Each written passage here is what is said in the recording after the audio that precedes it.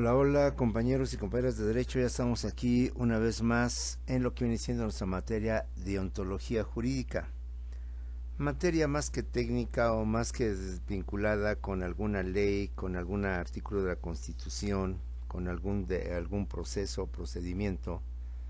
Más bien es una materia que espero, como te dije desde el principio, no la deseches, no la veas como un choro, un rollo más. Es una materia de análisis, de reflexión, que no solamente existe en la carrera de Derecho, sino en todas las demás carreras, porque al final de cuentas el profesionista es una persona preparada, una persona con conocimiento, una persona por tanto que tiene algo más que las personas sin ánimo de ofender que dejaron de estudiar, que por razones especiales ya no pudieron continuar una profesión, ya no pudieron avanzar más en el conocimiento, en la sapiencia, en la sabiduría y en compenetrar en los confines de lo que significa este conocimiento o esta sabiduría. Y por tanto a nosotros nos permite estar un poquito más a la altura de ellos, no en el sentido despectivo de ser superiores, sino en el sentido de poder entender, comprender y captar mejor este mundo y poderlo aplicar. Pero no por ello dejamos de ser seres humanos débiles, seres humanos que, pues, con todo y profesión, podemos caer en tentaciones, en ilegalidades, en absurdos. Lo mismo un abogado, un ingeniero, un doctor, una enfermera, un carpintero y cualquier otro tipo de profesión. Después de todo, no dejamos de ser seres humanos. Y esta materia, yo así la visualizo, tiene por objeto invitarnos a reflexionar, a profundizar, a analizar de manera más radical lo que realmente es la profesión, nuestra actividad, nuestra forma de desenvolvernos dentro de lo que viene siendo nuestra profesión. Porque así como un doctor atiende niños, hombres y mujeres con muchos achaques y muchos males, hay también un abogado va a tener que enfrentarse a todo tipo de conductas indebidas, insanas, incorrectas, ilegales. Y por ser nuestro cliente, pues tenemos que defenderlo a capa y espada, mostrando su inocencia o bien corrompiendo a la autoridad para quitar la inocencia y demás cuestiones. ¿Cómo explicar la conducta de nuestros actuales ministros que liberan guachicoleros, que liberan generadores de violencia, asesinos, que liberan personas corruptas que se han enriquecido ilegalmente a través de lo que son delincuencia organizada y cosas por el estilo? Como te lo he dicho y no me cansé de repetirlo, pues ahorita es fácil criticarlo, señalarlo, mencionarlo, descalificarlo, pero viviendo ese momento, estando en ese momento, ¿cuál sería nuestro ser, nuestro actuar? Cuando una persona mantiene sus principios y por más tentaciones que tenga y por más sufrimientos que tenga, difícilmente va a caer. Ya hemos hablado de casos como de Ricardo Flores Magón, de Mahatma Gandhi, que tampoco me cansaré de repetirlos,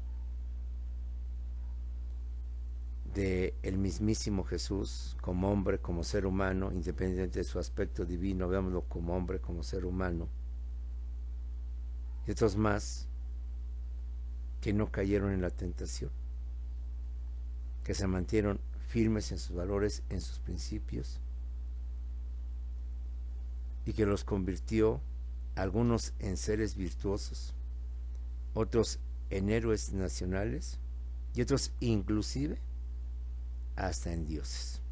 Creamos o no creamos en ellos, los aceptemos o no los aceptemos. Ahí está su historia, ahí están sus antecedentes, ahí están sus vivencias, sus experiencias y su vida intachable, virtuosa, excelente, excelsa, casi casi, y si no, perfecta.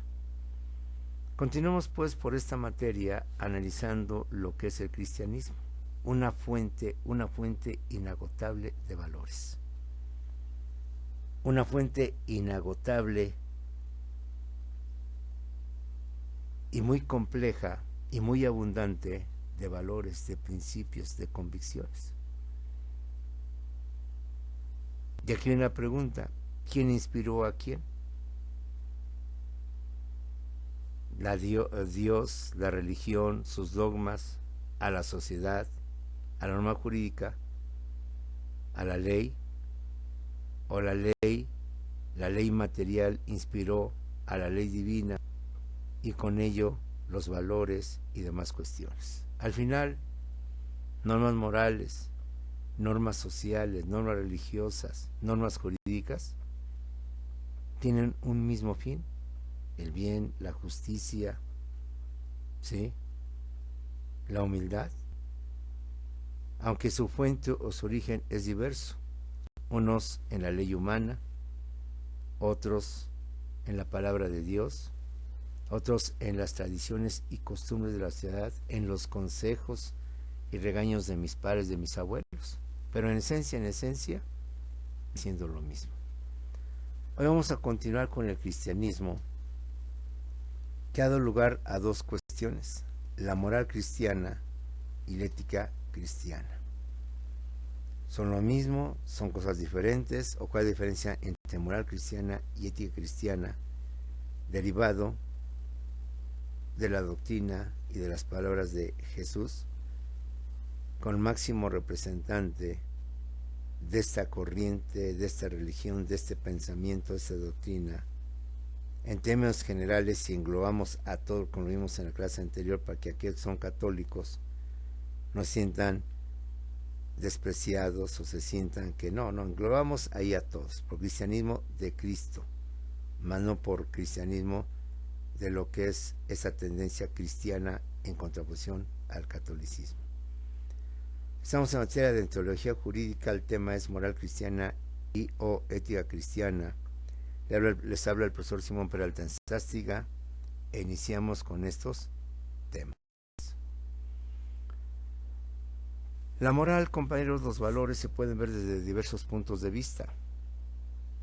Algunos se basan en las costumbres, en las tradiciones, en lo que ya está establecido, pero otros tratan de buscar su fundamento en la razón para poder mejor convencer la importancia que son las reglas morales, los valores, la ética. De esta manera, dentro de la religión tenemos a la teología. ¿Qué es la teología? Es la ciencia que estudia a Dios, pero a través de la fe, de las creencias, de los dogmas, de la Biblia y demás libros sagrados.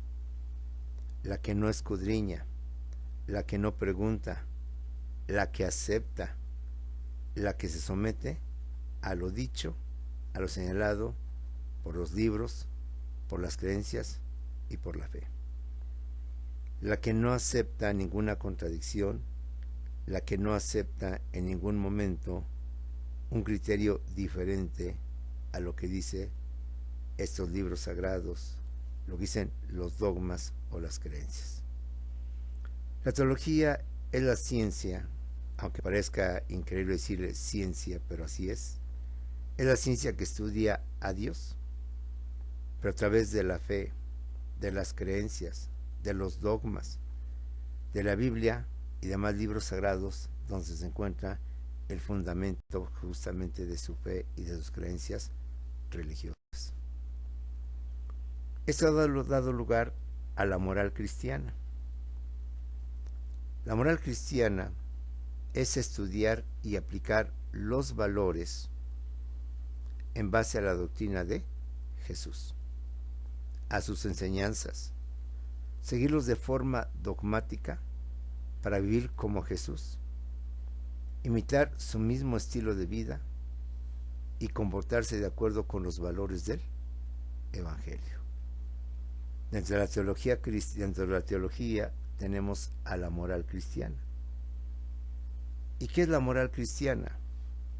La moral cristiana es estudiar y aplicar los valores y entender los valores, los principios, las reglas morales del bien y del mal, en base a la doctrina de Jesús, en base a sus enseñanzas, y seguirlos de forma dogmática, es decir, no aceptamos lo contrario, no creemos en las opiniones contrarias, para vivir como Jesús, para imitar su mismo estilo de vida y comportarnos de acuerdo con los valores del Evangelio.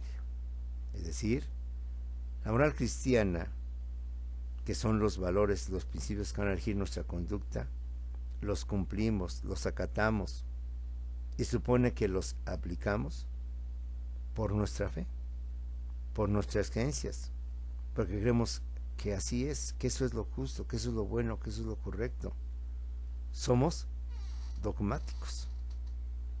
Nos encerramos y ensimismamos en esos valores solo porque así lo dicen los libros sagrados, que son los que dicen la palabra de Dios.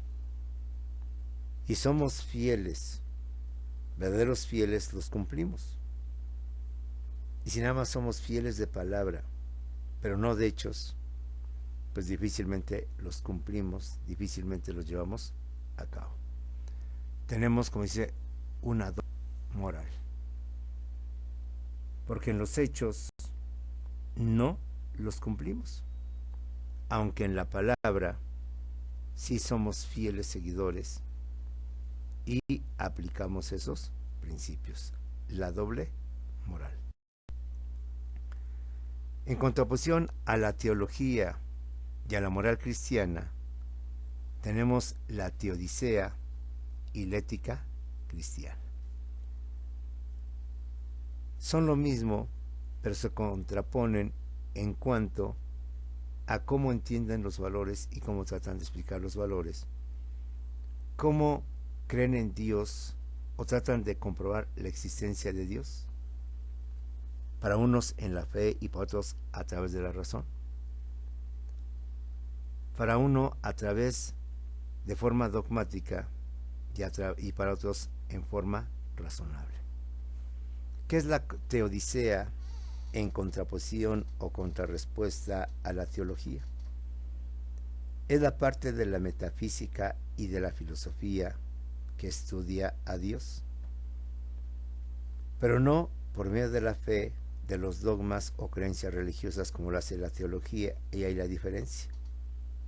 Esta ciencia material, por así llamarla, que es una parte de la metafísica y de la filosofía, estudia también a Dios como lo hace la teología, pero por medio de la razón, del análisis, de la reflexión, haciendo a un lado los dogmas y creencias religiosas y acreditando la existencia de Dios por medio de la razón y no por medio de la fe.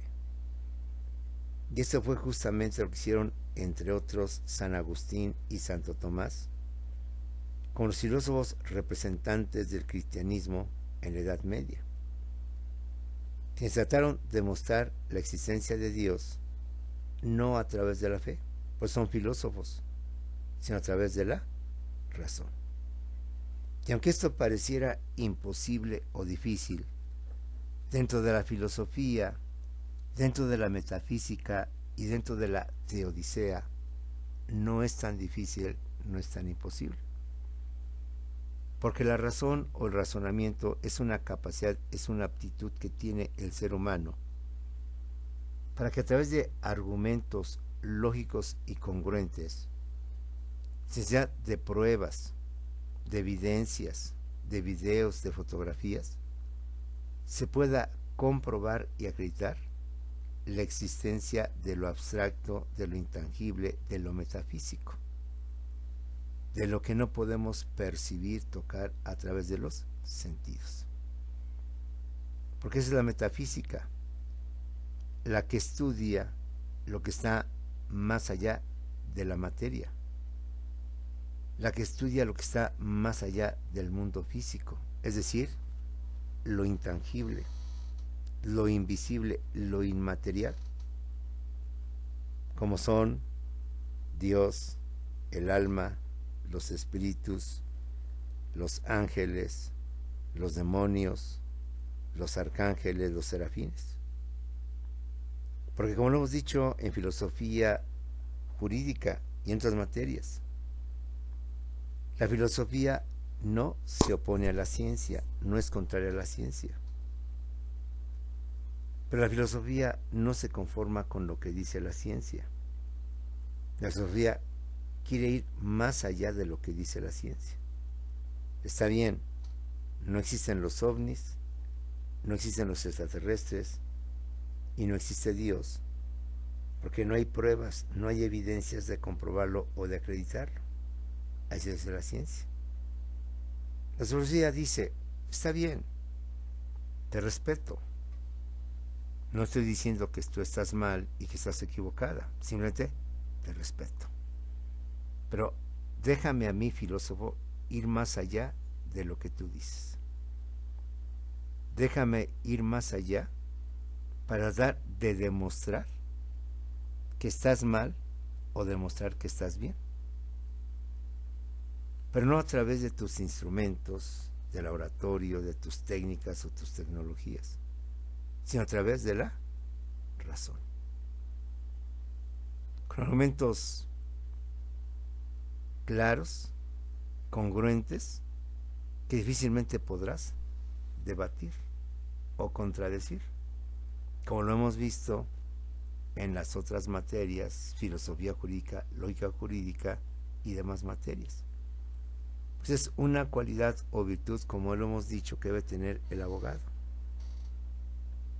No solo la de ser un experto, un sabiondo, un especialista, un perito en el conocimiento de la ley, que es su principal atributo. No solo en el conocimiento y aplicación de las pruebas, para mejor llevar a cabo un proceso o un juicio y tener una sentencia a su favor. Es otro atributo secundario pero fundamental del abogado. También su cualidad para discernir, para reflexionar, para argumentar de forma lógica y coherente y convencer ante la autoridad y ante el juez. Porque nuestra otra parte, que también es un abogado con las mismas cualidades antes mencionadas, la diferencia es que él va a argumentar y a demostrar de forma lógica y congruente lo contrario a lo que tú estás diciendo. La teodicea es la parte de la metafísica. La metafísica es una parte de la filosofía que estudia lo intangible, lo inmaterial, lo invisible, que para la ciencia no existe, como son Dios, el alma, los espíritus, los demonios, etc. Y la filosofía, una ciencia radical que no se opone a la ciencia ni niega la ciencia, pero que quiere ir más allá de lo que dice la ciencia. La tercera es la parte de la metafísica y la filosofía que estudia a Dios, pero por medio de la razón, del análisis y la reflexión, haciendo a un lado los dogmas y creencias religiosas, acreditando la existencia de Dios por medio de la razón y no por medio de. ¿Y cómo podemos acreditar la existencia de Dios por medio de la razón? Un ejemplo te voy a mencionar para que entendamos este cuestionamiento, porque hay muchas formas de explicar la existencia de Dios por medio de la razón. Existencia de Dios por medio de la razón, un ejemplo. Para algunos filósofos, y esto es válido, existen tres tipos de entes o de seres. Los entes materiales, como somos los seres vivos, los seres biológicos. Los entes abstractos, como son los números, las operaciones matemáticas, como son los sentimientos, el amor, el odio, la pasión, etc. Y los entes espirituales o divinos. Aunque los entes abstractos no son entes materiales, creemos en ellos y los aceptamos. aunque los entes materiales son más fáciles de comprobar y acreditar, pues creemos en ellos. Y aunque los entes abstractos no son entes materiales, son abstractos, solo existen en nuestra mente, son entes mentales.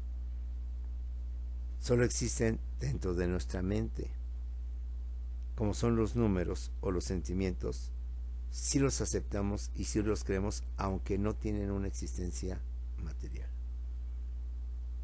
Bajo esa perspectiva, si aceptamos la existencia de entes materiales y de entes abstractos, de entes que podemos tocar y de entes que no podemos tocar más que solamente por la mente, ¿por qué no somos capaces de captar y entender que también hay otros entes de diferente naturaleza a los materiales y a los abstractos, pero que también existen, que son los entes espirituales o divinos?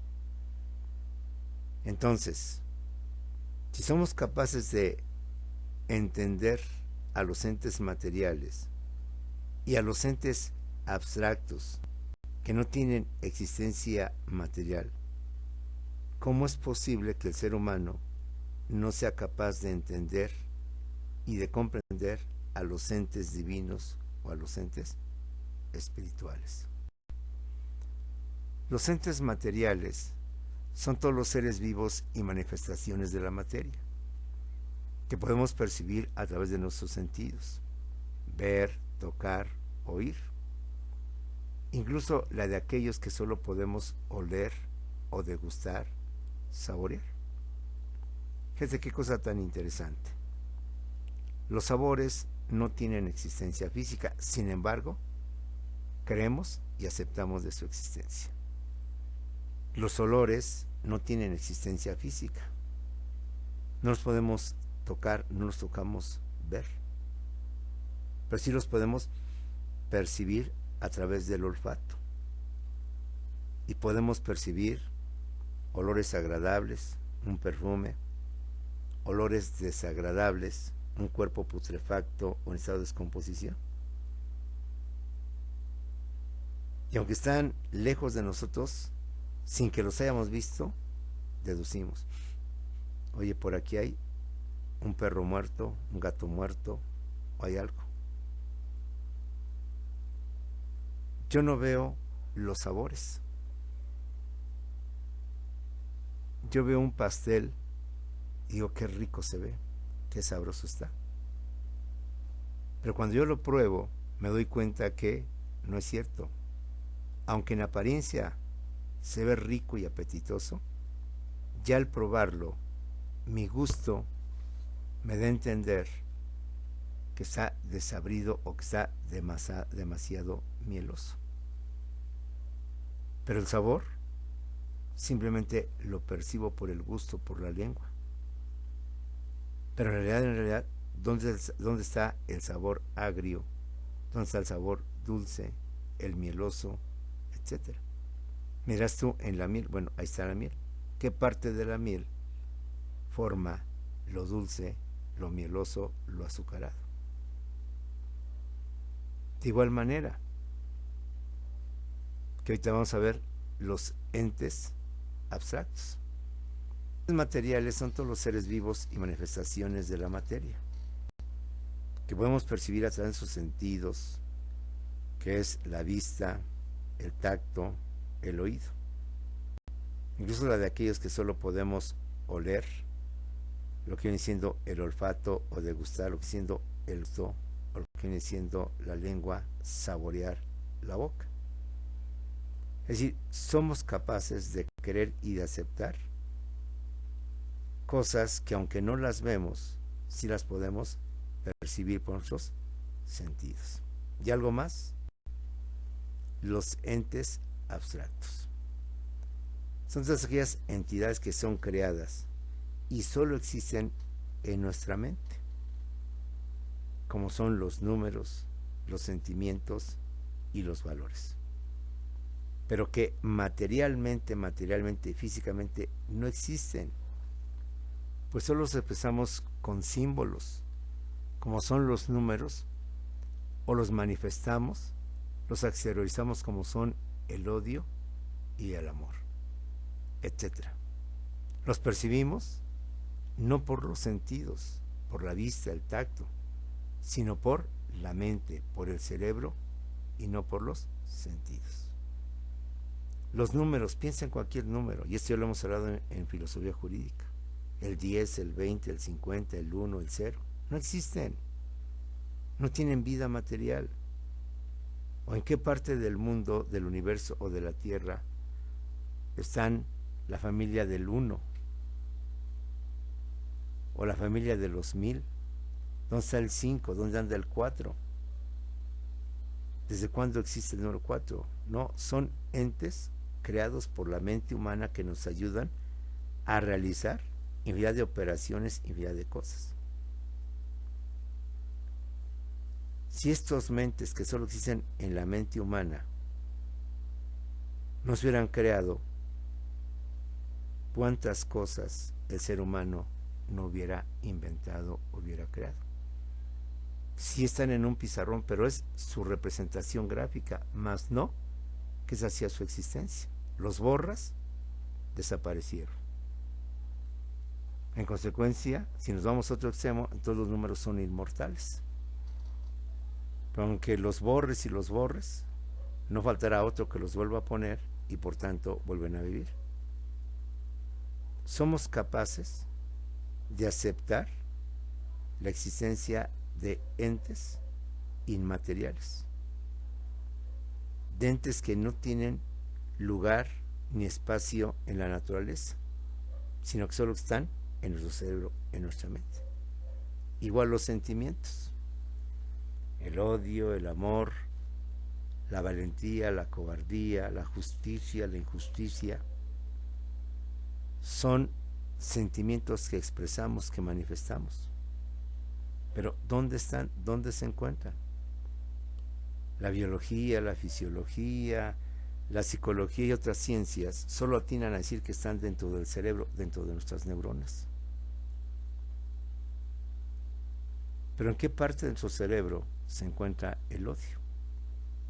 Si el odio es un antivalor y un mal sentimiento, o un sentimiento negativo, como lo sería un tumor canceroso, y el tumor canceroso lo localizamos, lo ubicamos y el doctor lo opera o lleva a cabo la operación y lo extirpa y desaparece ese mal físico, ese mal dañino a la salud humana.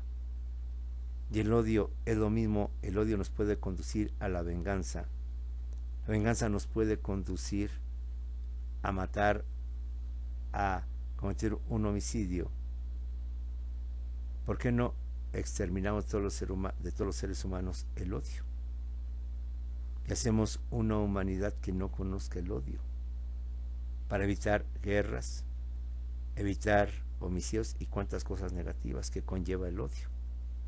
Pero ¿en qué parte del cuerpo humano está el odio? Y sin embargo, creemos porque lo manifestamos y lo expresamos en el odio. Es un sentimiento abstracto, un sentimiento inmaterial que lo expresamos. Pero ¿qué parte de mi cerebro se encuentra para extirparlo, desaparecerlo y dejar de ser una persona que odia? Porque el odio, ya lo he dicho, va a tener muchas consecuencias. Va a tener sentido de venganza, de desprecio, de humillación hacia la persona que yo odio. Lo mismo el amor. El amor lo expresamos, pero ¿dónde carajos está el amor?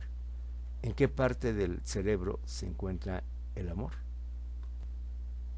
En un momento determinado, los números y los sentimientos son por tanto también entes invisibles, entes abstractos, entes que se manifiestan o entes que se expresan con un símbolo y que solo existen en nuestra mente, en nuestro cerebro. Pero a pesar de que no son seres materiales, seres que podemos tocar, percibir, creemos y aceptamos de su existencia. Tanto que mucha de nuestra conducta se rige por esos sentimientos y muchos de los inventos y descubrimientos del ser humano se rigen por las operaciones matemáticas, por los números y demás tipos de situaciones. Bajo esta perspectiva, ¿por qué no entonces entender y aceptar la existencia de entes espirituales, divinos o inmateriales? Los entes espirituales, divinos o inmateriales son entidades que percibimos en nuestro interior, pero no por medio de la mente ni por medio de los sentidos, sino a través de otras capacidades o habilidades que, como nunca hemos practicado ni las hemos llevado a cabo, pues nunca, por tanto, las vamos a comprender. ¿Qué es la meditación, la oración, la concentración? Pero que muchos no lo creen. Y no lo creen porque realmente nunca las han practicado a profundidad. Solo percibimos o tenemos una idea vaga o fantasiosa de los mismos. Seamos honestos. Cuando hemos ido a las iglesias, el por mi culpa, por mi sagrísima culpa, ¿nos sale de corazón o solo lo decimos por decir y por seguir el formalismo dentro de esa misa? El por mi culpa, por mi sagradísima culpa, ¿sale en el fondo del interior de nuestra ser o solo lo decimos por decirlo? Y así, muchas veces por el estilo. Perdóname, Dios mío, ayúdame, Dios mío, y tantas cosas más. A veces nada más se convierten en una fórmula sin sentido, nada más por decirla. Quienes realmente hemos practicado una meditación, una concentración, o creemos en el llamado poder de las palabras, del verbo, de las oraciones. Entonces, como podemos darnos cuenta, los entes son de diversa naturaleza y tienen sus diversos medios o mecanismos a través de los cuales podemos creer y contactar con ellos. Los materiales por nuestros sentidos, los abstractos como los números, sentimientos por nuestra mente, y los espirituales o divinos porque los percibimos pero no a profundidad. El ser humano en todos los tiempos, en todas las épocas y en diferentes lugares ha sido la creencia de un Dios. Percibe, siente, imagina, supone, pero no lo ha encontrado porque lo quiere ver como un ser material, a través de un experimento, a través de una fotografía, a través de un video. Porque lo quiere percibir como un ser abstracto a través de la mente. Pero este ente espiritual no se localiza en el mundo de los sentidos ni en el mundo de lo que es la mente, sino a través de la meditación profunda, la concentración, la oración. Y reitero, sin ofender, cuando vamos a una iglesia y estamos con el Padre nuestro que estás en los cielos, santificados, etcétera, etcétera, o el Ave María, ¿lo decimos porque nos nace o nada más como el protocolo que tenemos que repetir de forma constante, nada más por repetir, como cuando repetimos siendo niños el 2 por 1, 2, el 2 por 2, 4, el 2 por 3, 6, el 2 por 4, 8, el 2 por 5, 10, y etcétera, etcétera? Así que, jóvenes, ahí te lo dejo al costo, así es como piensa un filósofo. ¿Cómo quieres encontrar a Dios? ¿Cómo quieres saber del mundo espiritual, del mundo divino, del mundo de los fantasmas, del mundo de los ángeles, si estás equivocadamente aplicando el método? Porque ellos no son ni entes materiales ni son entes abstractos. ¿Cómo quieres creer en los números si jamás vas a encontrar al número 4 o al número 5 con ojos, con manos, con pies, que pueda hablar y puedas tú entrevistarlo. Si no es un ente material, si no lo entiendes, por tu mente. ¿Qué diferencia hay entre un niño o un joven que está apenas estudiando aritmética, geometría, y un científico que tiene ya un avance, pero a matemáticas más avanzadas? Entonces ve ahí la diferencia entre un niño que apenas empieza a conocer o un joven la matemática, la geometría, la trigonometría, y un científico o investigador que ya está en el cálculo infinitesimal, el cálculo diferencial y no sé cuántas más matemáticas avanzadas se puedan encontrar.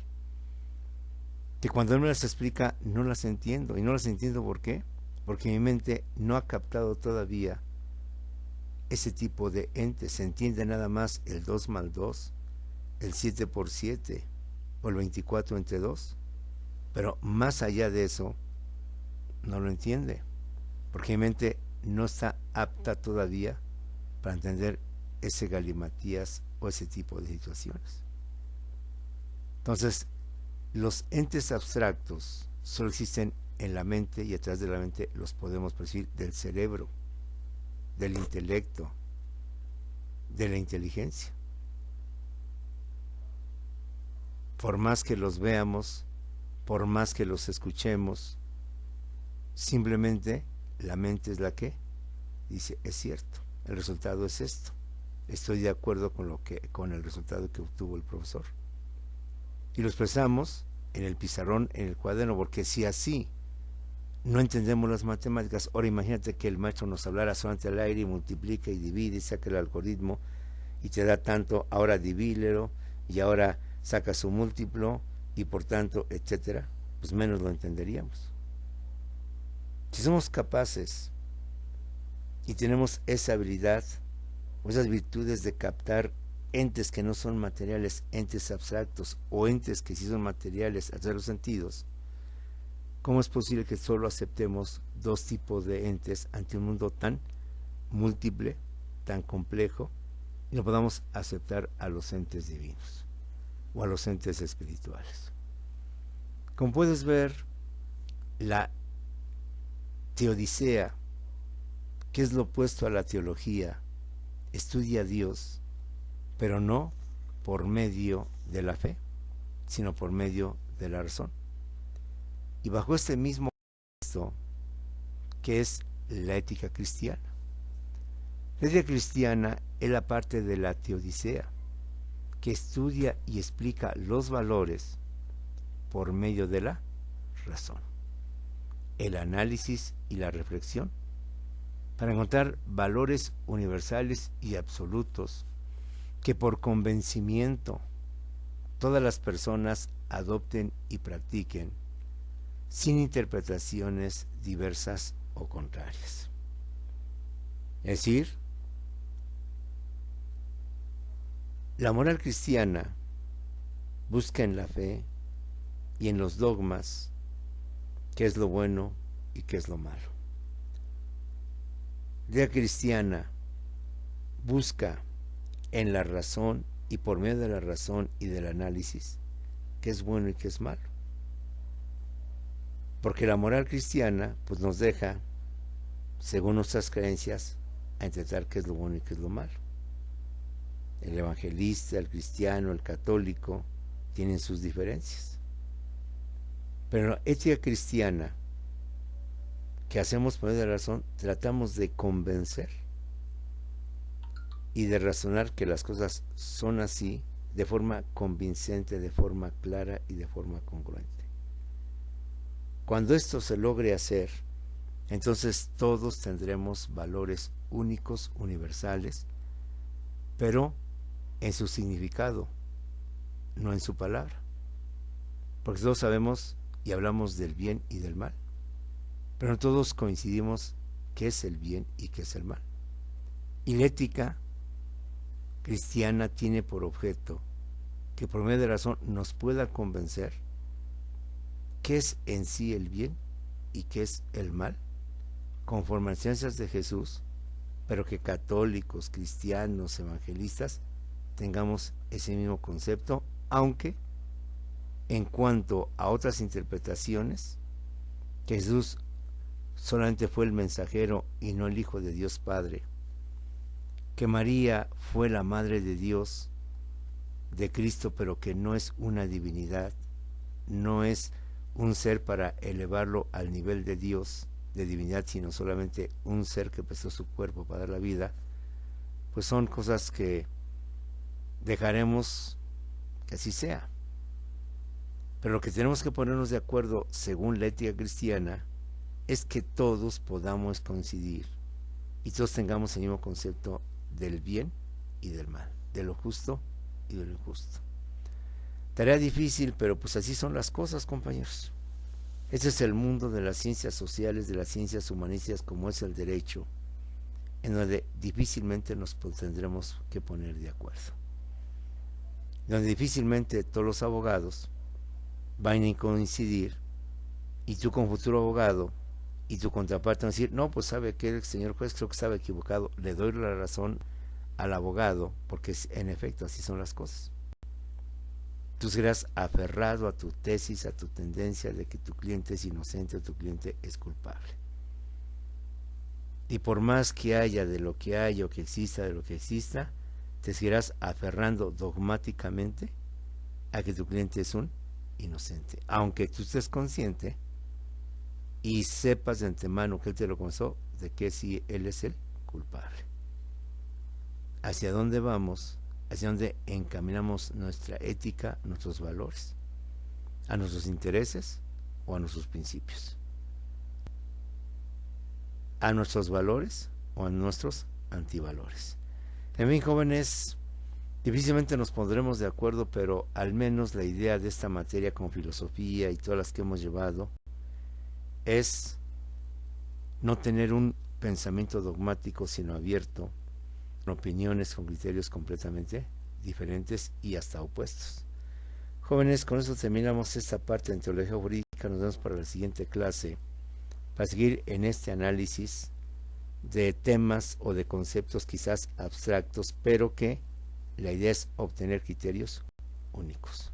Nos vemos la siguiente clase, compañeros.